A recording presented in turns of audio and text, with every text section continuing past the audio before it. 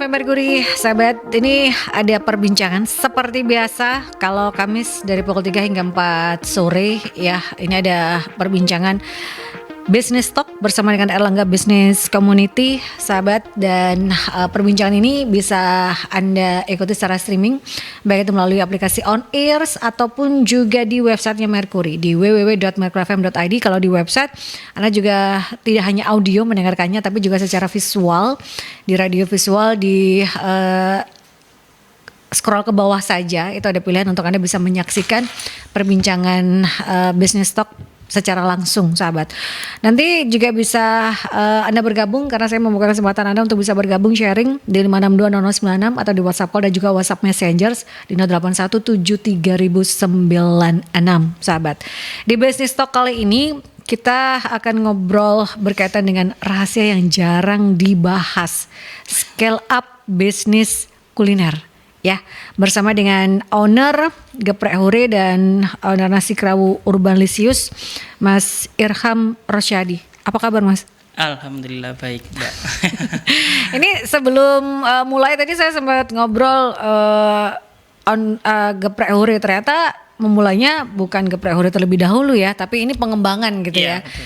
Awalnya adalah Nasi Kerawu Urban Lisius dan dimulainya pas pandemi. Kalau mungkin para UMKM ataupun juga pengusaha, pemilik bisnis itu saat pandemi adalah saatnya turun gitu ya, bahkan untuk bisa bertahan saja itu membutuhkan effort yang luar biasa, tapi Mas Irham ini malah memulainya gitu ya. Betul. Jadi yang awalnya nggak bisa masak ternyata bisnis kuliner. Nah ini kan mungkin bisa menginspirasi sahabat-sahabat Mercury yang pengen punya usaha tapi kayaknya saya nggak mungkin deh. Ini memungkinkan kalau bagi Mas Irham gitu ya. Nasi Kerawu Urban Lisius. Saya tadi menanyakan apakah ini resep keluarga? Tidak. Nah memulainya seperti apa Mas Nasi Kerawu Urban Lisius terlebih dahulu di tahun 2021 ini? Oh iya. Jadi untuk Nasi Kerawu Urban Lisius dulu itu sebenarnya mulainya memang bukan dari resep turun menurun. Kan biasanya kan kalau nasi kerawu identik seperti resep resep keluarga, turun resep menurun. rahasia gitu ya. Tapi kalau saya ini justru malah orang yang cenderung nggak bisa masak. Nah bingung paling, kan? Paling bisa masak cuma masak air, terus masak Biar Indomie mateng goreng, ya. pokoknya yang cepet-cepet mateng aja. Instan gitu ya. Betul. Kok kadang masak nasi goreng aja masih belepotan atau kurang-kurang matang. Nah, akhirnya dulu waktu pertama kali pengen buka nasi kerawu itu sebenarnya terinspirasi sama bisnis yang lagi hype waktu itu, yakni sei sapi. Yeah. Nah, jadi sei sapi itu kan makanan khas daerah NTB yang itu bisa dijual secara nasional. Nah, akhirnya hype-nya di mana-mana, bahkan di Surabaya itu udah ada beberapa resto yang langsung buka. Akhirnya waduh, kalau buka sei sapi kelihatannya nggak bisa nih, nggak ada yang bisa ditanyain. Lah, akhirnya karena masih muda pengen lah idealis dulu kan, gitu. Semangatnya pengen, bisa ini kalau makanan tradisional dari daerah sendiri di scale up, dibuat supaya bisa dinikmati oleh banyak orang. Dan akhirnya waktu itu pilih-pilih muncul beberapa opsi. Yang pertama rujak, terus tahu campur, itu kan makanan-makanan khas Surabaya. Kalau dari Sidoarjo itu ada lontong kupang, ya kan. Itu kan khas Jawa Timur banget. Lah, tapi ketika saya tanya-tanya sama teman-teman yang ada di luar Jawa Timur, ternyata mereka itu cenderung kurang suka secara persepsi melihat petis.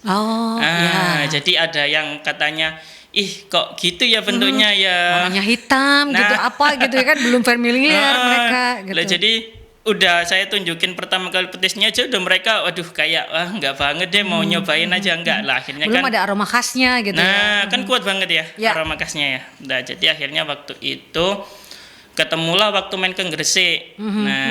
Ada ya ternyata ya nasi kerawu ya gitu. Yang itu berbahan dasar sama-sama dagingnya, ada sambalnya, terus pelengkapnya pakai serundeng. Lah akhirnya ya wis cobalah ini, aku tak main-main ke Gresik. Nah waktu itu kok cocok rasanya, kok enak ya gitu. Akhirnya setelah nyoba enak, cocok, terus diskusi sama teman-teman, kira-kira bisa ini kalau dibuat kayak sei sapi gitu. Nah akhirnya dari situ mencoba, karena nggak bisa masak ya akhirnya terpaksa menawar pedagang yang ada di Gresik. Bu, Beli bisa resep, nggak? ya. Nah, bisa nggak ngajarin? Nah itu. Akhirnya tercetuslah nasi kerawu Urban Lisius gitu ya. Iya. Kalau bicara tentang nasi kerawu ini kan kondimennya banyak gitu ya Mas ya. Betul. Meskipun sudah istilahnya beli resep, sudah diajari, tapi kan trial error ini juga pastinya butuh waktu lama. Betul. Sampai akhirnya bener-bener cocok nih, bisa diterima nih. Karena kan beli resep itu kan nggak hanya dapat resep terus langsung bisa jadi seperti yang dibeli, kan nggak mungkin gitu ya. Ada trial error. Berapa lama akhirnya bisa benar-benar mantep? Oke nih, sudah berani nih untuk menyajikan makanan ini untuk dijual gitu. Oke, jadi emang betul Mbak, dulu itu waktu pertama kali beli ekspektasinya kan wah ini bisa nih langsung dijual karena kan enak gitu ya. Langsung nggak sampai bulan-bulan, kalau bisa besok gitu kan. Lah tapi ternyata waktu, karena saya nggak bisa masak, jadi nyuruh temen buat masak. Ini resepnya kayak gini, step-stepnya kayak gini, gini. Lah akhirnya temen masak. Lah ketika dicoba pertama kali, loh kok nggak sesuai atau nggak enak ya ini, kok jauh.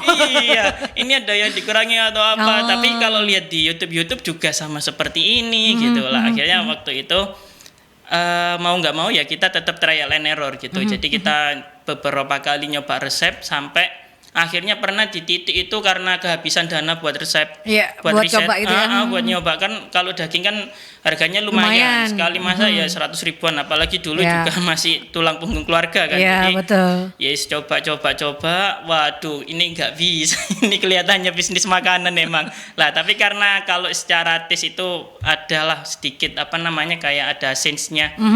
Akhirnya coba sih ditambahin kayak ini pernah dengar ada kalau daging diginiin bisa enak atau apa sebagainya. Akhirnya waktu itu ketemu dari ibaratnya ini nih, kalau nggak berhasil berarti nggak bakat di bisnis kuliner. Tapi kalau berhasil kita lanjut nih.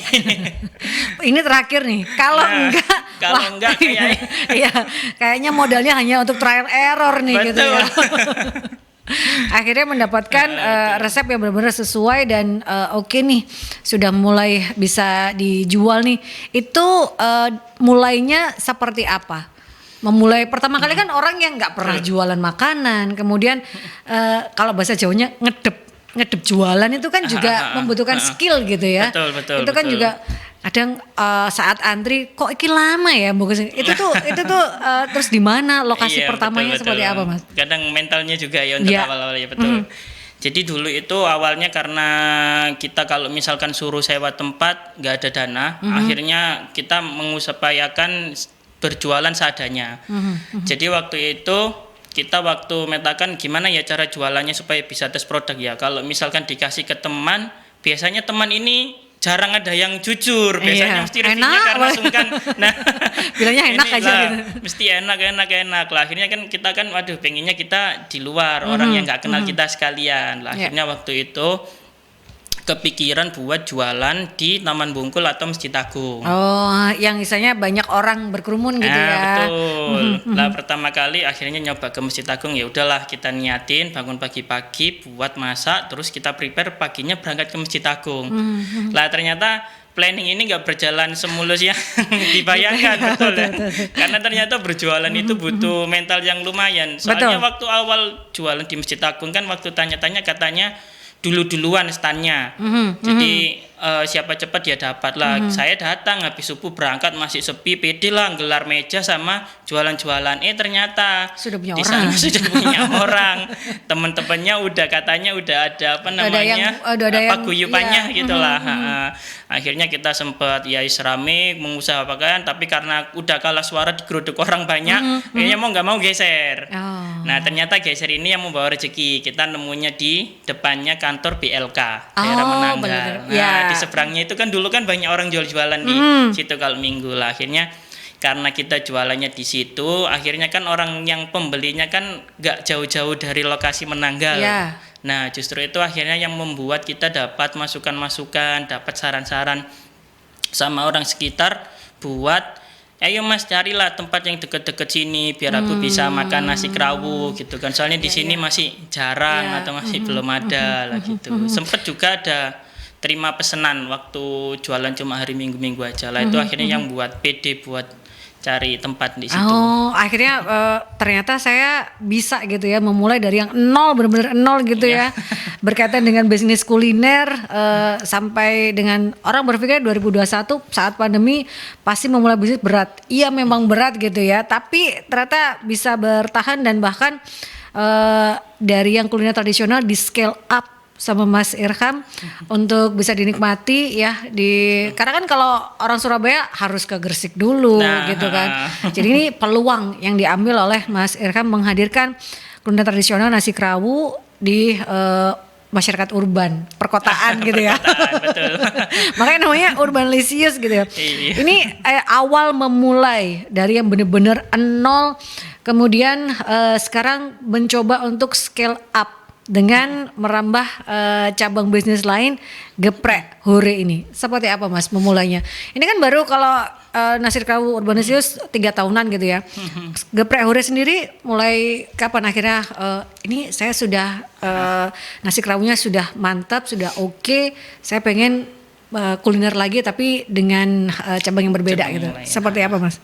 Nah jadi kalau geprek hore sendiri itu karena awal membuatnya dulu kan emang sukanya fried chicken. Ya. Jadi kalau makan fried chicken dulu itu sampai pernah alergi karena hampir tiap hari dibelikan fried chicken. Saking sukanya. Nah akhirnya karena udah biasa bisnis kuliner pengennya yang bisnis jualan yang nggak perlu effort lebih atau usaha lebih. Kondimennya nggak banyak gitu ya. Kan kalau nasi kerawu ini yang saya rasakan kan kalau misalkan di scale up itu mungkin tantangannya lebih ke kayak di porsinya sih. Jadi kan kalau kita porsinya udah digramasi tapi kadang timbangan itu kalau gramasinya kadang naruhnya kurang presisi atau kurang pas itu kadang nggak sesuai. Jadi untuk di scale up masih masih bisa, cuma tantangannya nanti di porsi penghitungan itunya tadi, stock of name-nya tadi agak susah. Lah akhirnya kepikiran yang mudah terus gampang diterima masyarakat, nggak susah-susah marketing. Lah akhirnya kepikiran buat buka geprek hore. Kan kalau geprek hore kan seperti fried chicken atau dan sebagainya kan, misalkan kita datang ke satu kampung kita tanyain ada nggak yang nggak suka sama ayam goreng atau fried chicken. Dari 10 mungkin hanya 1 gitu ya. Iya, tapi kalau kerawu mungkin bisa separuhnya karena kan ada kondimen-kondimen lain yang saya nggak suka daging, tapi kalau ayam mulai anak kecil sampai orang jadi akan lebih luas gitu ya pasarnya. Jadi idenya awalnya seperti itu, akhirnya bisa men-scale up bisnis kuliner yang dimiliki oleh Mas Irham Rosyadi ini. Dan perbincangan ini sahabat tentunya masih akan berlanjut setelah jeda iklan. Jadi kita ke jeda iklan terlebih dahulu. Tetap stay tune di Business Talk bersama dengan Erlangga Business Community, dan Anda bisa sharing di 562 0096 atau di WhatsApp call dan juga WhatsApp Messenger di 08173096 sahabat ya.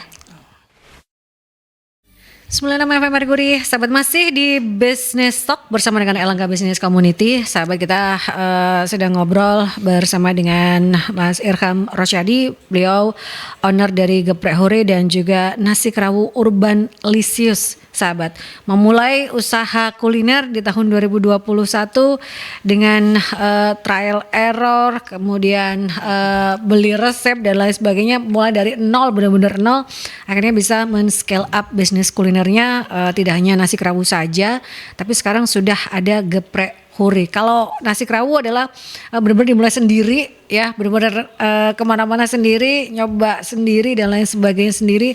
Tapi untuk geprek hore ini ada partner ya. Betul. Mas Irham. Iya. Kenapa memutuskan untuk berpartner padahal sudah ada pengalaman di nasi kerawu ini, benar-benar semuanya dari nol, semuanya sendiri, apa-apa sendiri. Kenapa Mas Irham? Jadi karena pengalaman bangun bisnis sendirian itu sangat susah, apalagi dengan keterbatasan dana yang sangat benar-benar terbatas dulu ya kan. Jadi akhirnya kita memutuskan buat berbagi resiko sama partner.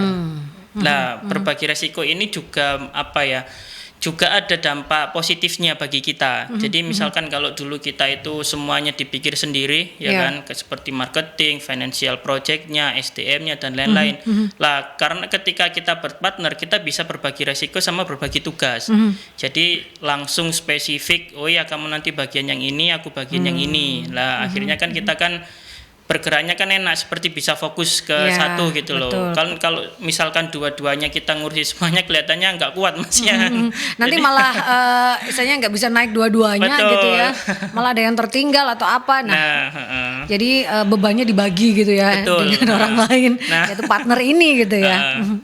Kayak gitu. Jadi itu yang membuat Mas Irkam memutuskan untuk berpartner saja untuk men-scale up bisnis kulinernya, yaitu terutama di bidang geprek hore gitu. Betul. Nah, ini kan semakin kesini dunia digital 4.0 ini kan semakin banyak tantangan dan juga kendalanya, terutama bisnis kuliner gitu ya. Gimana caranya supaya teman-teman yang mendengarkan ini juga bisa men-scale up bisnis kulinernya, tidak hanya begini-begini saja gitu ya, tapi Iya, juga betul. memikirkan, wah dengan perkembangan digital ini kan ada plus minusnya gitu ya, yang bisa dimanfaatkan.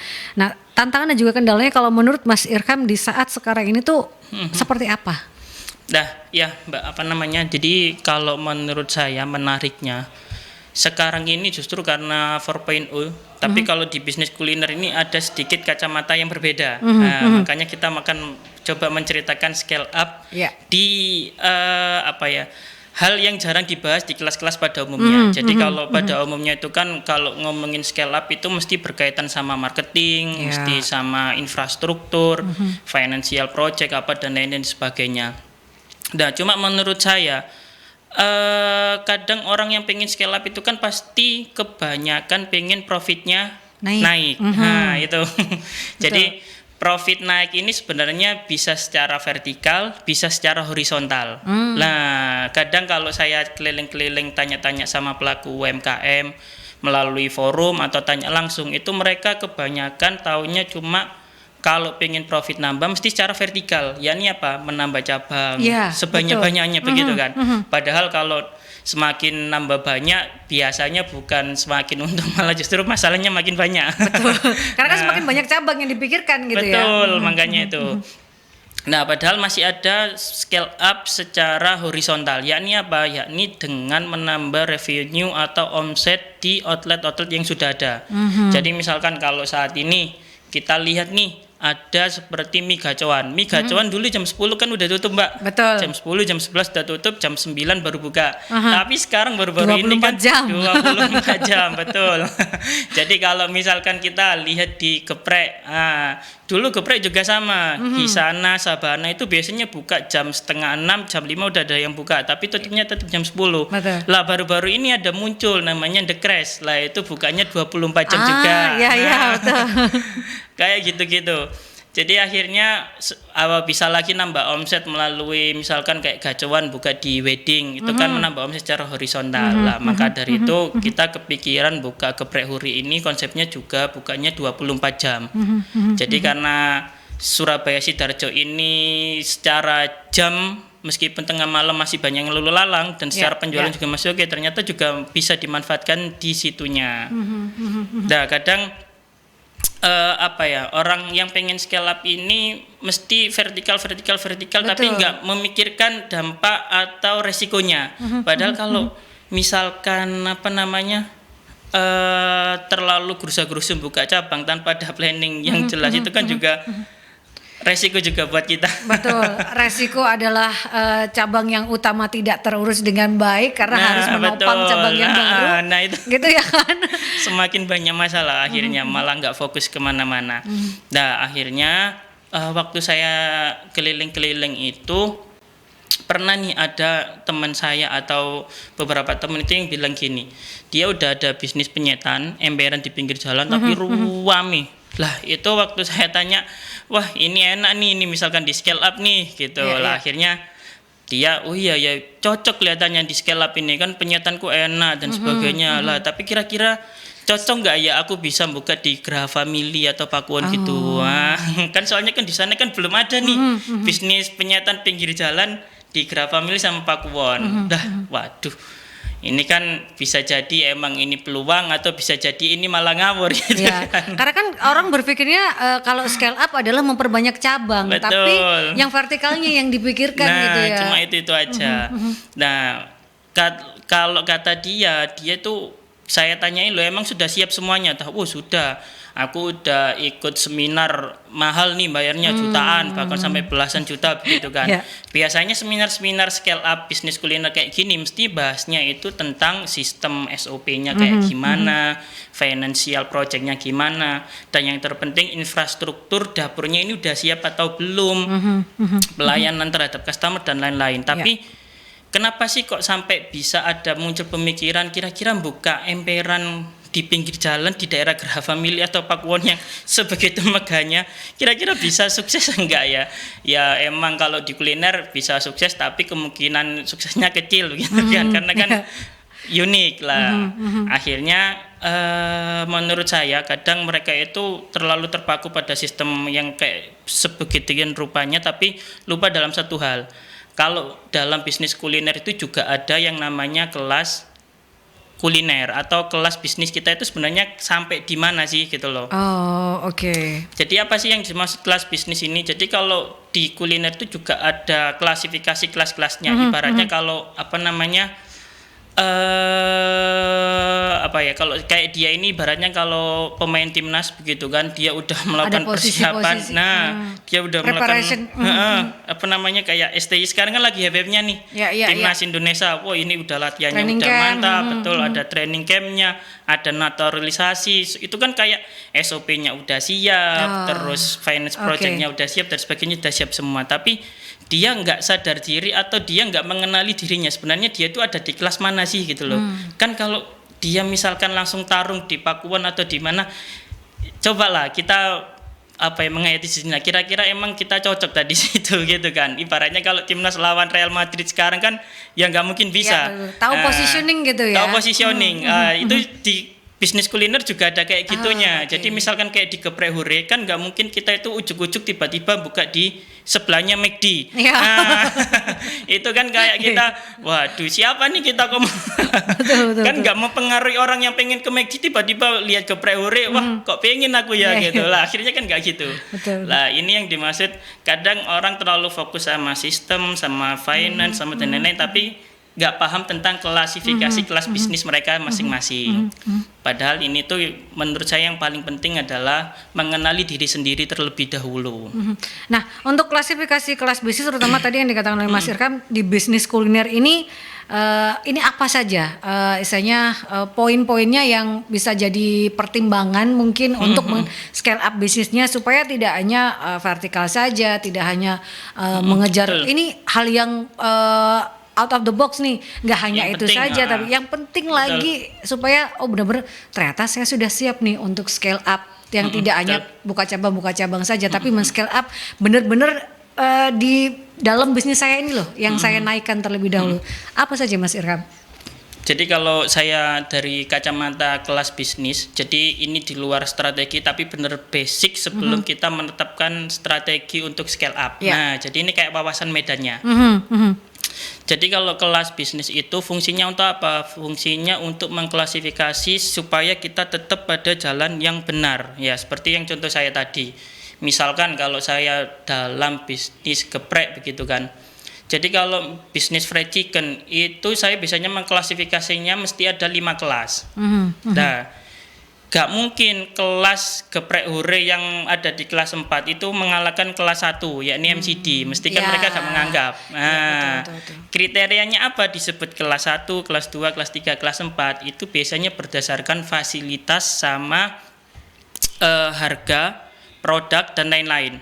Lah itu mencakup banyak. Lah ini langsung saja masuk ke contoh. Misalkan kalau di fried chicken itu yang kelas 1 bisnisnya dengan fasilitas yang super lengkap, harganya yang paling mahal, itu biasanya saya mengklasifikasikan bisnis fried chicken kelas 1 itu kayak MCD atau KFC, ya kan, kayak Burger King. Nah, itu biasanya pemain fried chicken kelas atas menggunakan fasilitas gitu ya? Internasional. Jadi secara fasilitasnya pun mereka kan secara parkiran luas, berada di jalan utama, ya kan. Secara ruangan mereka ber-AC, ada playgroundnya, kenyamanan SOP lengkap dan sebagainya, harganya juga cukup lumayan mahal. Nah itu biasanya di kelas 1 itu acuannya yaitu KFC, McD, Burger King dan lain-lain. Ya. Terus misalkan kalau kita lihat lagi turun ke kelas 2. Kelas 2 ini yang masih jarang banget ada pesaingnya. Jadi kelas 2 ini turunan dari KFC sama McD. Ya ini ada apa? CFC biasanya kalau saya yang tahu. CFC ini kan fried chicken, dia cukup luas, ruangannya ber-AC. Lah itu kan jarang lokal. itu di lokal brand juga. Jadi akhirnya kalau saya mengetahui CFC ini jarang banget yang ada kayak di kelas 2. Lah turun lagi di kelas 3 itu biasanya udah ada tempat makannya dan ininya fasilitasnya lengkap, pelayanan bagus tapi nggak pakai AC. Kipas atau angin berobos begitu. Judulnya gede banget gitu.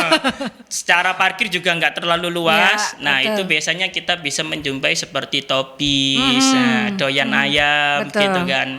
Sai dan lain-lain. Turun lagi ke kelas 4 itu ada geprek hure ya kan yang seperti sekarang ini Hisana, Sabana dan lain-lain. Kelas 5 itu biasanya gerobakan yang ada di pinggir-pinggir jalan. Ini yang benar-benar rumahan gitu ya, betul. yang benar-benar UKM banget, yang mikro banget gitu. Itu yang kelas 5 dan memang pertama kita harus tahu positioning tersebut gitu ya. Betul. Soalnya kan kalau misalkan kita nggak mengenali kelas kita, tiba-tiba menganggap wah McD ini sainganku ini. Bisa lah aku bisnis rumahan ngalahin McD. Meskipun ya bisa ya gitu boleh, ya.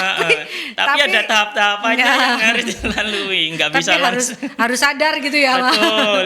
Boleh mimpi. Itu sebagai mimpi boleh tapi mimpi. Tidak baru buka sudah merasa seperti itu, tahu positioning terlebih dahulu gitu ya.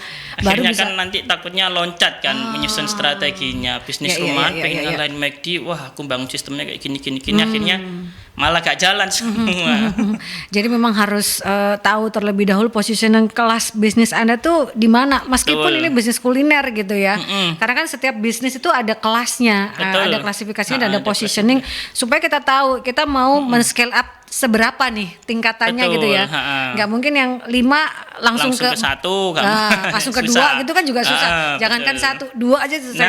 Jadi harus naik dulu ke 4 gitu ya, baru naik ke 3 gitu ya scale up-nya. Nah, memutuskan untuk scale up setelah kita tahu kelas bisnisnya, apalagi yang harus diketahui oleh para pelaku usaha dan pelaku bisnis, Mas Irkam.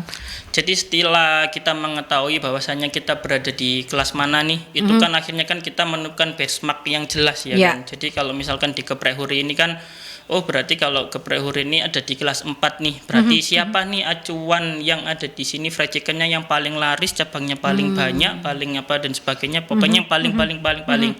Lah itu bisa jadi benchmark kita. Artinya apa? Artinya bisa jadi setiap strategi atau apa dan sebagainya itu dibuat sedemikian rupa dan dikasih sedikit sentuhan diferensiasi.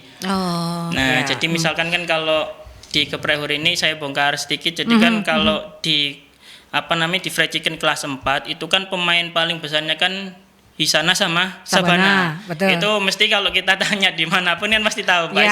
Ya. Dan pasti sudah pernah beli. Ya betul, sudah pernah mencoba gitu ya. Paling tidak. Lah akhirnya gimana sih Cuk supaya kita itu bisa menyaingi mereka, apa sih yang ada di geprek huri tapi nggak ada di mereka. Akhirnya kita nyoba buka geprek yang itu bukannya 24 jam. Jadi waktu di sana tutup, pelanggan bisa beli ke kita untuk awal-awal lah. Iya. Jadi diferensiasi itu yang paling tidak jadi satu terobosan gitu ya. Betul. Inovasi kalau yang lain tidak ada. Nah, kita cari peluangnya ini nih. Peluang kalau yang lain jam 10 tutup, kita masih ada di 24 jam. Mungkin buat yang istilahnya pulang jam 2 dini hari, kemudian lapar pengen ayam, yang istilahnya tidak yang nomor 1 atau kelas 1, tapi yang kelas 4 dan dekat dari Anda jalan. Nah, itu jadi pilihan gitu ya untuk melakukan scale up. Ini ada pertanyaan dari Bu Nana, tadi sempat dibilang geprek hore juga bermain di 24 jam. Apakah berani bersaing dengan geprek tetangga 24 jam harga 10 ribuan? Apa strategi yang dimainkan? Apakah outlet nasi kerawu dan geprek di satu lapak? Nah, jadi kalau misalkan kita kan udah klasifikasi kira-kira mana aja sih geprek itu yang bukanya malam, mana aja geprek yang bukanya sampai 20 jam aja dan sebagainya. Lah kalau di geprek huri ini yang membuat kita pede, kenapa kok kita bisa untuk merebut dari, mungkin istilahnya bukan merebut ya kalau Ya, di kuliner, tapi bersaing, berbagi rezeki. ya, berbagi rezeki namanya. Berbagi rezeki sama sebelah. Lah di Geprek Hore ini kita waktu opening itu mesti ada program promo yang momentual. Nah, jadi misalkan kalau kita kemarin pembukaan outlet baru, itu mesti kita menyebar banner-banner di pinggir jalan. Nah, kan kalau misalkan di kelas 4 nih, makanya kan kita butuh klasifikasi kelas itu supaya acuannya jelas. Jadi kadang orang itu mikirnya, wah pokoknya aku kalau buka bisnis kuliner, kalau saya endorse sebanyak-banyaknya, sebesar-besarnya, pasti viral, pasti laku, pasti jalan.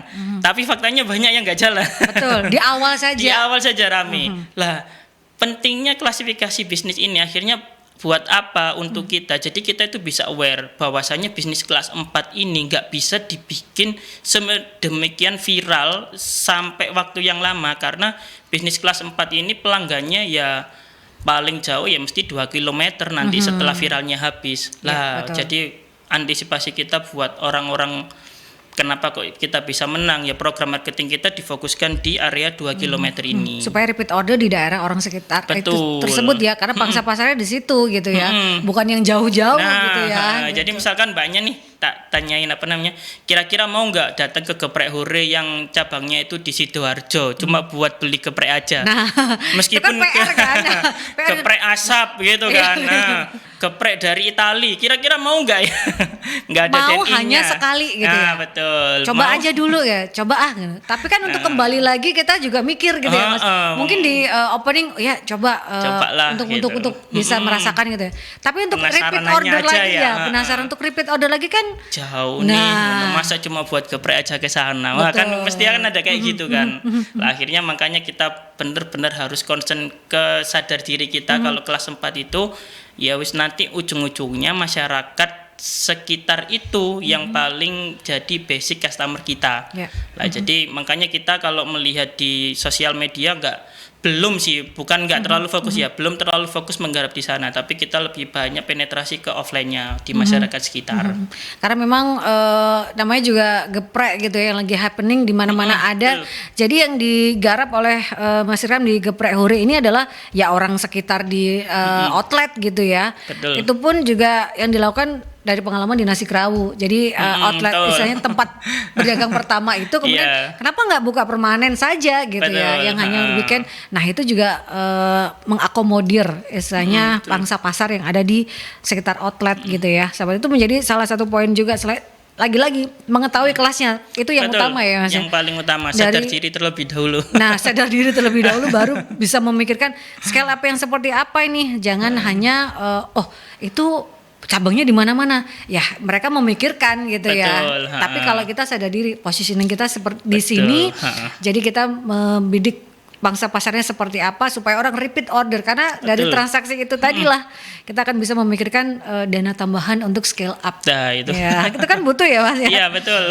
Nah, ini dari Pak Arjuna, yang namanya nasi kerawu menurut saya rasanya begitu itu. Apa yang membedakan nasi kerawu produk dari Mas Irham ini dengan lainnya sehingga pede untuk berjualan nasi kerawu ini Mas di awal-awal? Betul. Jadi misalkan kalau di bisnis kuliner itu kan kalau masalah rasa itu kan sebenarnya relatif ya. Jadi kalau saya bilang ke teman-teman itu mesti ya udah kalau pengen memulai bisnis kuliner nggak perlu enak kok, yang penting layak dimakan. Nah itu. Nah, apa yang membuat saya pede nasi kerawu saya diterima oleh masyarakat? Sebenarnya nanti kalau balik-baliknya ya wis nasi kerawu ya wis kayak gitu. Cuma kalau di kuliner itu ada tahapannya. Ya, ini ada bisnis viral, bisnis sustain, terus bisa jadi kalau misalkan naik lagi jadi makanan budaya. Kalau di nasi kerawu, kenapa kok kita bisa pede untuk masuk atau diterima oleh masyarakat sekitar? Biasanya kita menggunakan teknik-teknik viral. Jadi dulu itu kalau kita itu meniru McD sebenarnya. McD itu kan tiap 3 atau 4 bulan sekali itu kan mesti mengeluarkan menu-menu baru. Dan kadang juga nyeleneh gitu kan. Misalkan kalau di KFC ada ayam coklat. Nah itu kan kayak wah beneran ini ada orang gitu. Beneran ada orang yang mau makan nih ada gitu yang ya. mau makan. Ternyata ada, tapi kan nggak banyak. Lah jadi meskipun laku atau nggak laku ini di-cut. Kayak McD gulai itu kan secara penjualan kan sebenarnya besar sama Ya. banyak ya kan. Tapi seasonal. Jadi tetap di-cut. Akhirnya makanya yang waktu Ramadan kemarin dikeluarkan lagi Iya, buat betul. viral. Lah itu pun yang kita lakukan di nasi kerawu. Jadi nasi kerawu kita itu meskipun basicnya nanti balik lagi ke daging, jeroan seperti paru babat terus sambal, tapi kita juga melakukan inovasi, misalkan dengan varian sambalnya kita tambahi lebih banyak begitu kan. Jadi varian sambalnya nggak cuma ada sambal mata ori, gitu. ada sambal mata, sambal hijau dan lain-lain. Itu pernah kita hadirkan. Terus misalkan kita juga dulu pernah pakai daging grill. Jadi kan belum pernah kan kayak gitu kan. Jadi itu cuma buat rame-ramean aja gitu loh. Nanti toh ujung-ujungnya segmen kita adalah segmen yang itu di usia 25 tahun ke atas, bukan anak muda begitu kan. Jadi ujung-ujungnya nanti tetap balik ke yang original gitu betul. ya. Tapi menghadirkan inovasi itu menjadi sangat penting. Supaya orang kok nggak gini-gini aja, tapi ada sesuatu yang baru dihadirkan meskipun seasonal, mungkin 2 bulan, 3 bulan itu bisa dilakukan gitu ya, dengan inovasi-inovasi. Teknik viral seperti itu. Ya, ini ada pertanyaan lagi dari Mas Baskara. Nasi kerawu Urbanisius kalau melihat kemasannya sangat keren. Segmen yang dibidik golongan mana, Mas? Boleh tahu proporsinya, harganya berapa? Oke. Jadi kalau di nasi kerawu ini kita itu sangat beragam untuk harganya. Jadi cuma mulai 13.000 aja sampai ada yang 35.000. Bedanya apa? Ya ini bedanya karena kita mengakomodir banyak orang. Nah, jadi misalkan kalau buat traffic harian ini kita pakainya harga-harga yang murah, pakai kemasan daun pisang yang seperti pada umumnya. Nah, jadi untuk produk penetrasi pasar supaya apa? Supaya orang-orang berani untuk mencoba. Kalau misalkan di gerobak itu kan kita nggak mungkin bisa masang tarif mahal-mahal ya Mbak ya. Jadi misalkan kalau ada gerobakan seperti saya tiba-tiba masang tarif 35.000 atau 30, kan responnya mesti wah apaan nih, wong nggak ada tempat makan, nggak ada fasilitas apa-apa kok mahal gitu kan. Akhirnya kita ada yang namanya penetrasi produk. Nah, itu biasanya yang murah. Kita yang paling murah itu pakai kerawu ayam 13.000. Ada juga yang daging bungkus daun pisang itu harganya 16 sampai 20.000. Nah, itu yang untuk penetrasi produk biar orang mau mencoba. Lah, terus dulu waktu kita jualan yang cuma seperti itu kok kelihatannya kurang ya di finance-nya ya gitu kan. Akhirnya kita nambah channel jualan. Nambah channel jualan lewat event-event atau terima pesanan. Nah, akhirnya waktu terima pesanan kan nggak mungkin nih pakai daun pisang atau bungkus biasa. Ya mungkin cuma tapi kan event-event tertentu. Tapi kalau di sekitar outlet yang kita buka ini karena perkantoran, segmen kita kan usia-usia produktif, jadi lebih banyak di area perkantoran-perkantoran, itu kita menyediakan 2 varian tipe kemasan kotak. Ada yang pakai lunchbox kotak kecil yang warna coklat itu yang lebih praktis ya kan. Jadi buat orang-orang kantor biasanya makan siang dan sebagainya itu lebih memudahkan daripada pakai yang bungkus. Buat event juga bisa udah masuk, tapi kalau misalkan mau yang paling premium kita udah ada kemasan yang premium juga. Lebih lengkap gitu lebih lengkap, pakai kemasan yang ala-ala profesional. Jadi kita misalkan kalau dijajarin sama produk-produk yang agak-agak harganya sama 30 ribuan kita masih pede lah karena kemasan sama rasa kita benar-benar terjaga begitu. Jadi memang bergantung kebutuhan gitu ya, seperti betul. apa itu ada di nasi kerawu Urbanisius. Ini ada dari Pak Bayu. Mas Irham sudah jalan di nasi kerawu, apakah sudah bisa bungkus gawe godong gedang? Apa ciri khas dari kerawu Urbanisius? Oke. Jadi kalau di kerawu Urbanisius ini kita menawarkan sebenarnya karena dulu pengennya anak muda dan sebagainya, tapi waktu jalan-jalan kita evaluasi, kita belajar trial error, akhirnya kita menemukan segmen yang sustain, yakni segmen pekerja. Lah, yang membedakan sama dulu apa? Yakni kita itu dalam waktu 2 tahun tapi udah bisa banyak diterima atau banyak yang tahu. Makanya kan kalau kita di pesanan itu kita belum buka di daerah Surabaya Utara, Surabaya Timur dan sebagainya, tapi pesanan-pesanan event yang masuk itu udah lumayan banyak. Lah, dan menariknya di kita karena saya dulu waktu awal-awal itu ngerasa kalau produk jualan harian ini finance-nya kurang, maka banyak fokus di event-event atau pesanan. Menariknya di kita itu cuma pesen 30 piece itu udah bisa free ongkir. Hampir seluruh Surabaya. area gitu ya? Surabaya, Sidoarjo sama yang terdekat. Area yang terjangkau gitu ya, Betul, sahabat. Bergantung hanya kan biasanya ratusan atau Betul, minimal berapa gitu ya, betul. free ongkir. Tapi 30 pun saat acara rapat meeting gitu ya, itu Betul. masih bisa Betul. gitu ya. Ini ada pertanyaan dari Pak Bianto, berapa modal awal untuk membuka Geprek Hore, Mas Irham?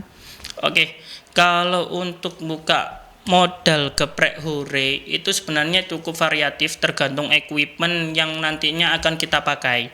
Tapi untuk pengalaman saya di outlet pertama, karena kan kita pengennya benar-benar efisiensi, itu mungkin sekitar 80 sampai 100 tergantung Ya. sewa tempatnya nanti yang membedakan. Tergantung lokasi gitu ya. Betul. Karena kan lokasi juga menentukan harga gitu itu. ya. Harga sewa maksudnya Nah. gitu ya. itu menentukan sekali karena Betul. tempat itu Tempatnya. yang memang membutuhkan dana besar gitu Betul. ya, daripada yang perintilan yang lain-lain seperti kalau yang itu. perintilan masih bisa diefisiensi kan. Jadi kalau misalkan mau dibuat 200 juga bisa, tapi kan equipmentnya kayak Risto Ya. nanti Ya, betul. malah nggak match ya, akhirnya mungkin sekitar segituan. Karena kan memang ini meningkatkan ke customer ya, jadi supaya Betul. membuat customer tuh lebih nyaman untuk kembali lagi merasakan Geprek Hore ini. Nah, Kita ke jeda iklan terlebih dahulu ya, Mas Irham dan juga sahabat-sahabat Mercury, tetap stay tune di Business Talk bersama dengan Erlangga Business Community. Sekarang kita ngobrol bersama dengan Mas Irham Rosyadi, owner Geprek Hore, dan Nasi Krawu Urbanisius di tema rahasia yang jarang dibahas scale up bisnis kuliner ya. ya.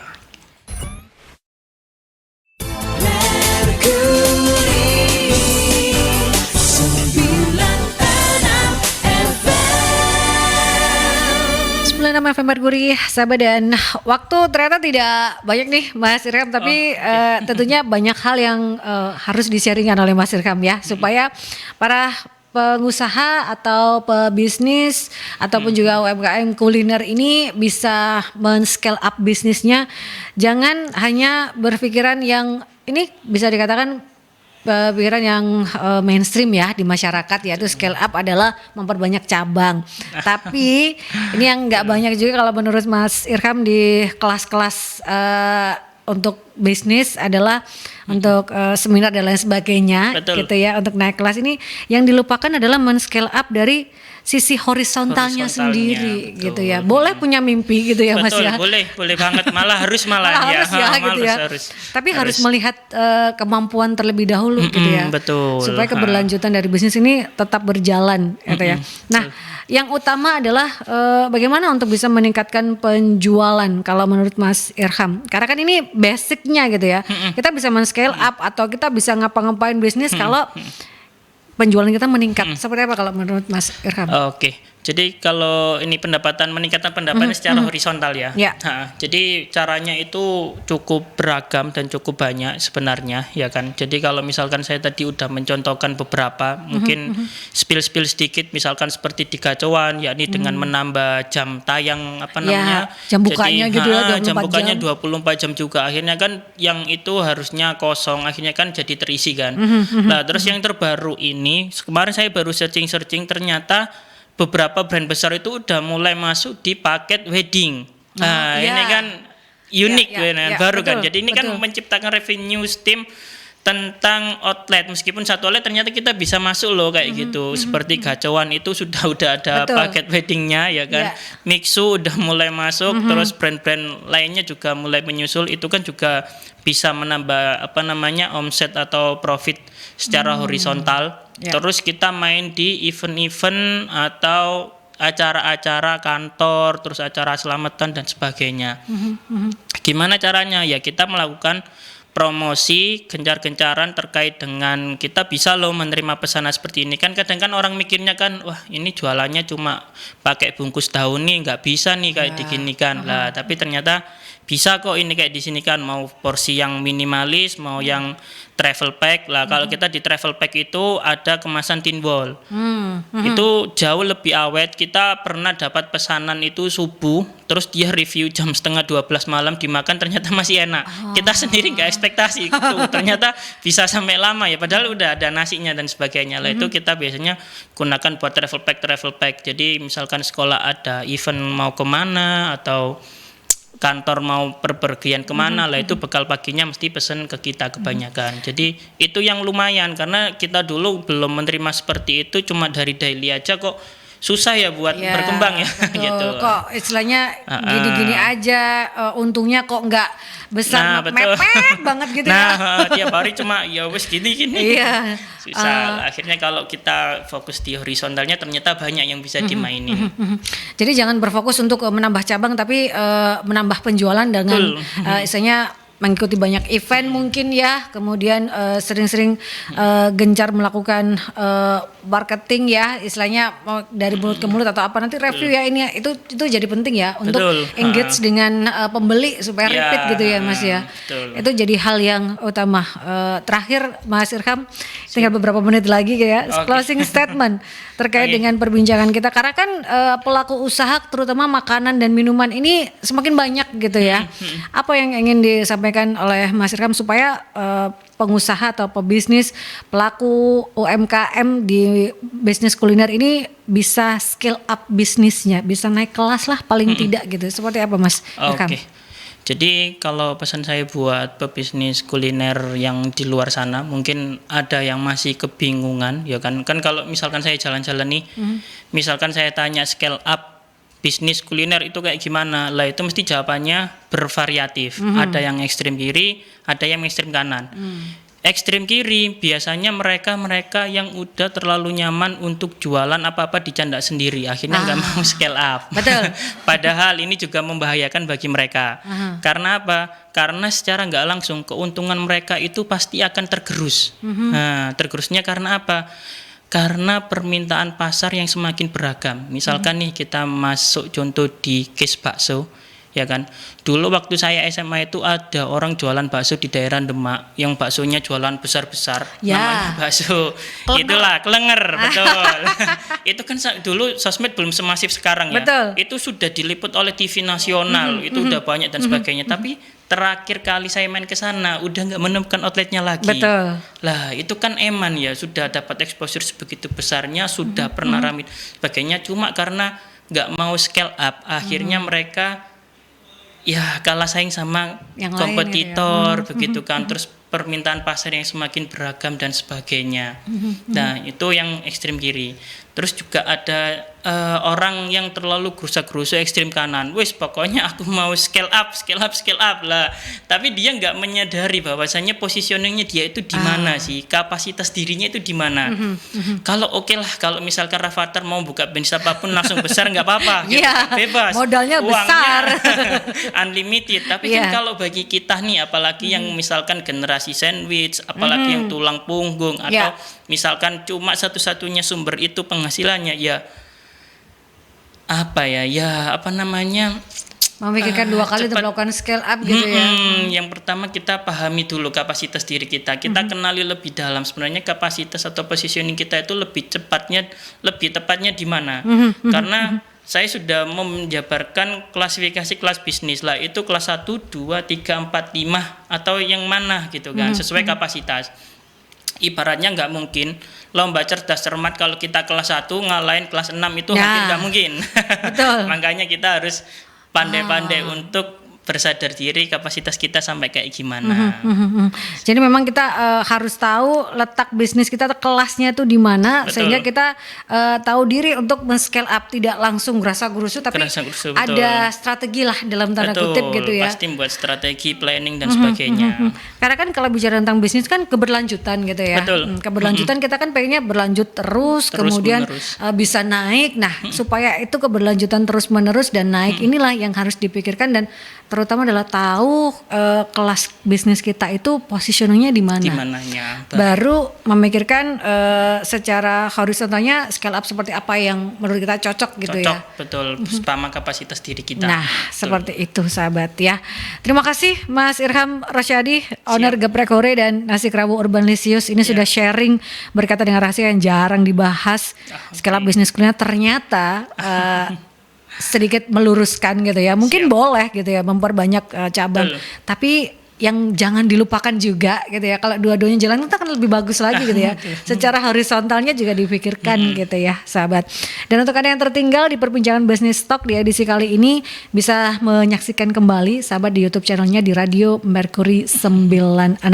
Terima kasih juga untuk Anda Business Community, ini sudah menghadirkan sahabat-sahabat Mercury yang bisa sharing ya, bisa memberikan kita paling tidak wawasan untuk para pelaku usaha, pelaku bisnis berkaitan dengan pengembangan usahanya. Terima kasih sekali lagi Mas Irham Rosadi, sukses untuk cabang berikutnya ke Hore next ya. Siap. Dan sukses juga untuk Nasirawo Urbanisius. Terima kasih untuk sahabat Mercury yang sudah stay tune, dan saya akhiri perbincangan Business Talk di edisi kali ini. Stay safe, stay healthy, be happy, dan assalamualaikum warahmatullahi wabarakatuh. Waalaikumsalam.